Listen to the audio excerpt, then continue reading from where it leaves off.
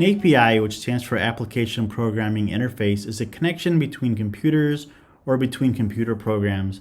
It's a type of software interface that offers a service to other pieces of software. An API specification is a document or standard that describes how to build such a connection and use functions or methods found in this API.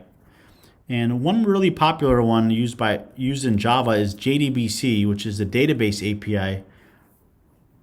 There's also DB-API, which is a database API for Python. MySQL connectors implement APIs between MySQL databases and popular programming languages. And these help make interacting with databases and programming languages a lot easier.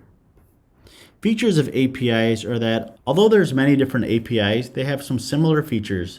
There's connection management, they prepare queues, they execute queries with single or multi-row results, and they also can call stored procedures.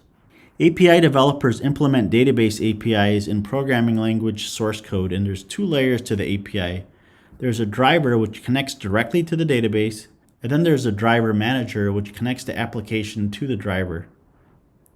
And besides the relational databases, there are also database APIs for non-relational data, such as data from a CSV file or Excel spreadsheet.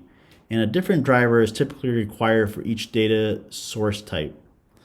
And if you look at this table in the middle of the screen, you'll see a few of the popular APIs for connecting to a database. So I already mentioned Java and Python, but there's also ODBC for an open database connectivity, PDO for PHP data objects, and ADO.NET for ActiveX data objects.